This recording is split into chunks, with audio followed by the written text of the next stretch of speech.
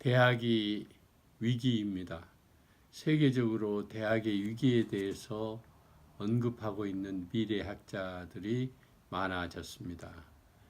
구글의 미래학자로 지목받고 있는 프레이 교수 같은 분은 2030년에는 세계의 대학의 절반이 사라질 것이라고 하는 다소 빠른 예측을 하고 있고, 또 피터 드러커 같은 미래학자의 경우에는 20년 뒤에는 대학이 절반 정도는 사라질 것이라는 예측을 하고 있습니다.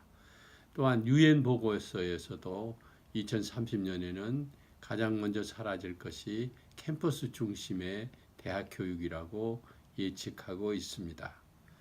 특히 우리나라의 경우에는 대학들이 학령 인구의 감소로 학생 충원에 대단히 어려움을 겪고 있고, 또한 4차 산업의 도래로 교육과정과 교과 과정의 운영의 방식, 그리고 학습자의 특성, 그리고 학습 방법의 대혁명에 따라서 캠퍼스 중심의 대학이 상당히 앞으로 어려움을 겪을 것이라고 하는 데는 모두 다 의견이 똑같다고 볼 수 있습니다.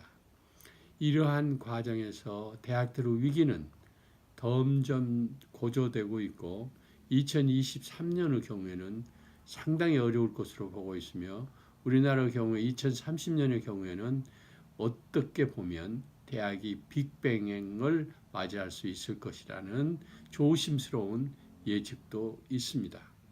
이러한 관점에서 보면 대학은 생존 전략이 필요할 것이고, 앞으로 4차 산업혁명과 관련돼서, 그리고 학령 인구 감소와 대학의 교육 내용의 변화에 따라서 어떻게 생존 전략을 수립할 것인가라고 하는 것은 모든 대학들의 고민거리라고 보아집니다. 우선 오늘 제가 말씀드리고자 하는 4차 산업혁명 시대의 대학 교육에 대한 6가지 큰 특징만을 우선 말씀드리고, 향후 이와 관련된 많은 내용들에 대해서 더 구체적으로 말씀을 드리고자 합니다. 우선은 제가 예측하기로는 앞으로는 학위 없는 사회가 훨씬 확대될 것으로 봅니다.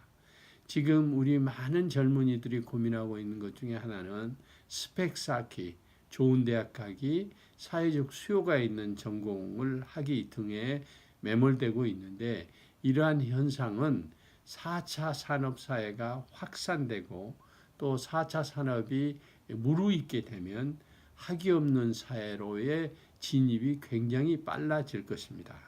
학위 없는 사회라는 것은 과연 무엇인가? 모든 학업을 포기한다는 의미는 아닙니다. 정기적인 많은 학점을 많은 정해진 시간 내에 하는 그런 학위 제도가 사라진다고 하는 것입니다. 이건 필요한 내용, 세상적인 말로 하면 엑기스에 해당하는 전공만 발췌해서 학습자가 준비를 하게 되면 산업 현장에서 그들을 채용하게 되는 사회로 전환한다는 것입니다. 이게 학위 없는 사회이고, 두 번째 특징은 스펙 없는 사회입니다. 지금 어학연수를 가고 또 자격증을 얻고 또 모든 스펙과 관련된 노력을 하는 것은 안 하는 것보다 훨씬 훌륭한 일이지만, 앞으로의 사회는 스펙 없는 사회가 도래할 것이라는 예측을 해봅니다. 이 스펙 없는 사회라고 하는 것은 자기가 가지고 있는 능력, 창의력과 종합적인 문제 해결 능력, 그리고 동료들과 함께 더불어 일할 수 있는 협업 정신, 함께 일하는 협동 정신, 그리고 갖춰야 될 철저한 도덕심, 이런 것들을 갖추게 되면 스펙이 없이도 채용이 가능하고, 4차 산업사회가 무르익었을 때 자기가 스타트업을 할 수 있고 창업을 할 수 있고, 어느 직장에 어디에 소속되든 간에 성공적인 삶을 이끌 수 있다고 하는 것입니다. 그래서 스펙은 4차 산업사회는 너무 광범위하게 빨리 기술과 융합 기술과 그리고 의식과 문화와 속도가 빨라지기 때문에 스펙을 준비하는 것보다는 적시적으로 즉시 적응하고 또 창의적과 호기심을 가지고 도전하는 것이 더 중요해지는 사회이기 때문입니다. 세 번째는 이러한 차원에서 시험 없는 사회가 도래할 것이라고 하는 것입니다. 저는 20년 전에 산무학교, 산무대학이라는 용어를 쓴 적이 있습니다.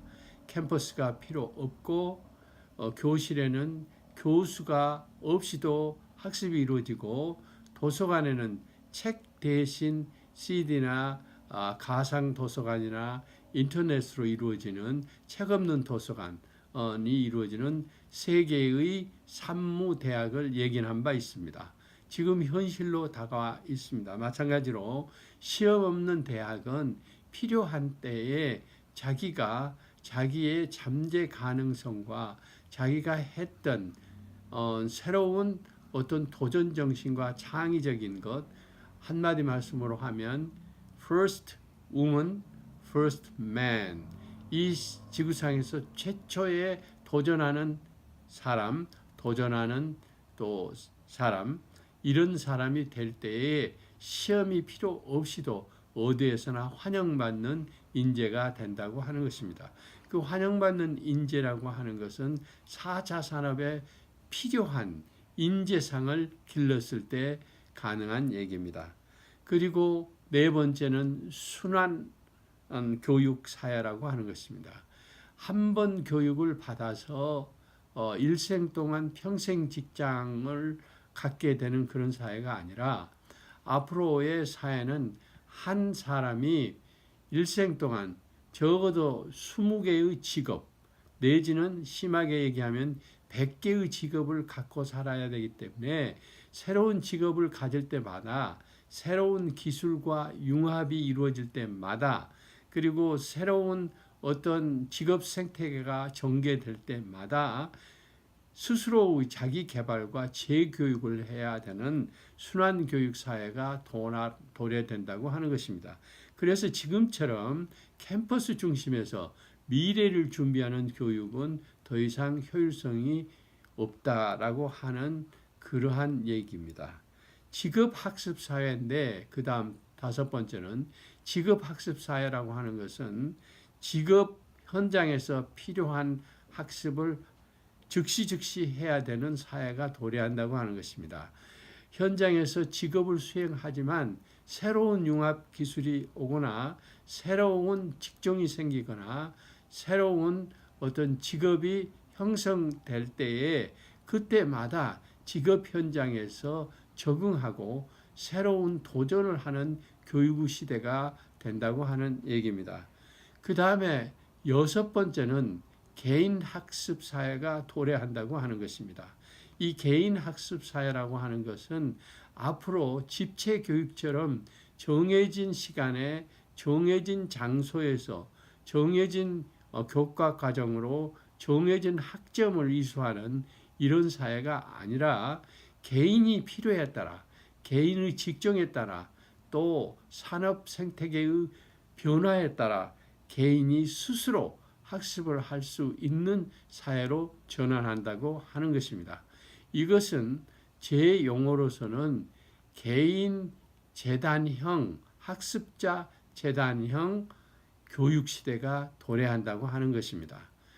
이렇게 여섯 가지의 4차 산업혁명 시대의 대학 교육의 변화의 패러다임을 오늘 말씀드렸습니다.